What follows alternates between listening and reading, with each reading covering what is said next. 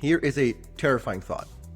If you were to open ChatGPT right now and ask it, what is my competitor charging for their platinum plan?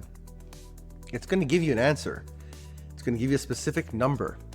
It might even give you a list of features. And there is a 90% chance that that information is completely made up or hallucinated. This is the confident hallucination trap.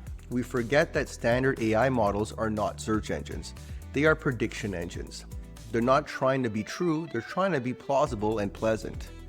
If it doesn't know the price, it will guess a price that looks correct based on training data or averages. So if you have to make a strategic business decision based on that number, you're not using AI, you're gambling. So to fix this, we need to stop treating AI like a crystal ball and start treating it like a research analyst, and you have to train it to have what I call epistemic humility. That means teaching it to know what it doesn't know. At Sandbox Media, we solved this and we created our AI on this called Tess, our AI Competitive Intelligence Officer. But Tess is only effective because we injected two specific truth filters that you need to build into your own workflows. The first filter is the instruction set. Now, for a research bot, this is code that acts as the journalistic standard. We don't want to just ask Tess to find info. We upload strict rules that forbid her from guessing.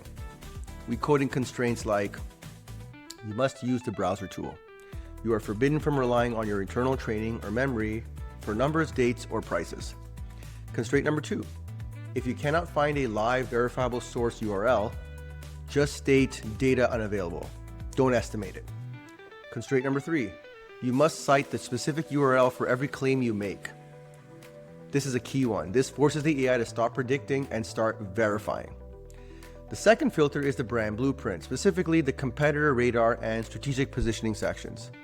Now, generic AI doesn't know who you're fighting or who you're competing with. It just Googles broadly. You need to tell it exactly whose lunch you're trying to eat. Now let's look at a hypothetical example to put this into context. Imagine a B2B SaaS software company called Flow State CRMs. They're losing deals to a massive competitor. Let's say they're called Salesforce. Their positioning in the blueprint is, we are the simple alternative. We win on speed, not features. So if Flow State asks a generic AI, compare our pricing to Salesforce, the generic AI could and probably will hallucinate. It's going to say something like, well, Salesforce starts at $25 a month. That might have been true in 2021, but is there any context behind that? What package or plan is that, right? There's so much more info you need. It's going to give you a generic table that looks right, but is it really? Now let's ask a trained AI who's got the instruction set and brand blueprint we talked about. She's going to read the blueprint, see that Flow State wins on no hidden fees. She's going to use a browser tool to scrape the Salesforce pricing page, dig into their terms of service, and her output might look something like this. Warning, the base price is $25, but I found a clause in their current terms of service regarding API call limits that forces most mid-sized teams to upgrade to the $150 tier. Now, based on your blueprint, this is your attack angle. Do not compete on the $25 price. Compete on total cost of ownership. Do you see the difference there? The generic AI gave you the number you asked for.